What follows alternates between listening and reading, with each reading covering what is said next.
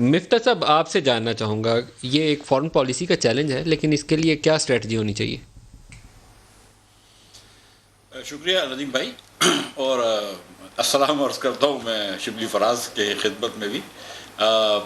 دیکھیں، شبلی بھائی نے صحیح بات کری کہ پرائم منسٹر اپنی جگہ اور فارن آفس اپنی جگہ کام کرے، لیکن ایک اور جگہ بھی ہے جو شاید انہوں نے نہیں مینشن کری دانستہ طور پر، اور وہ ہے ہماری افواج پاکستان، جن کا ایک اپنا ریلیشنز ہے، اور جو پیسے بھی جب ان سے مانگے تھے ہم نے قرض وغیرہ، تو اس میں بھی ان کا ایک بڑا رول تھا۔ پہلے باجوہ صاحب جاتے تھے اور پھر یہ بات ہوتی تھی۔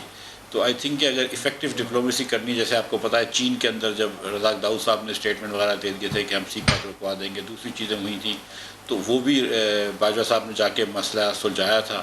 تو آئی تھنک کہ اف اینی تھنگ، میرا نہیں خیال ہے کہ خان صاحب کے بس میں ہے یہ مسئلہ سلجھانا۔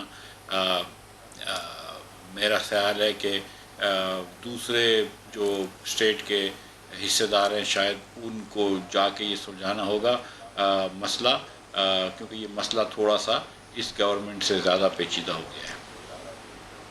تو کیا کرنا چاہیے آپ کے خیال میں؟ پھر آرمی چیف کو بھیجنا چاہیے دوبارہ؟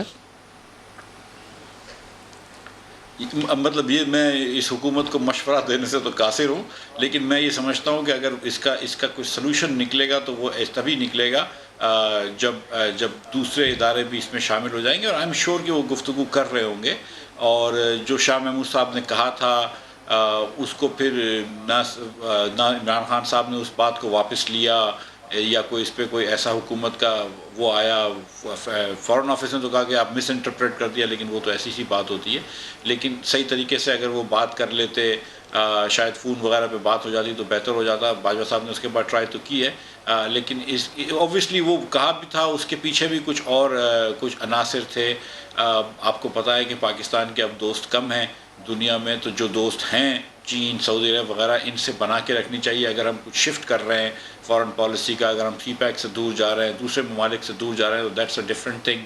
آئی ڈونٹ نو کہ کیا سچی بات ہے کہ اس کی دانش مجھے اتنا سمجھ بھی نہیں آتا، کہ مجھے نہیں لگتا کہ اس کی کیا ان کی سوچ ہے سعودی عرب سے اور یو اے ای سے بگاڑنے کی، کیا سوچ ہے چین سے بگاڑنے کی، کیا مطلب میری فہم و فراست سے یہ بہرحال چیز باہر ہے۔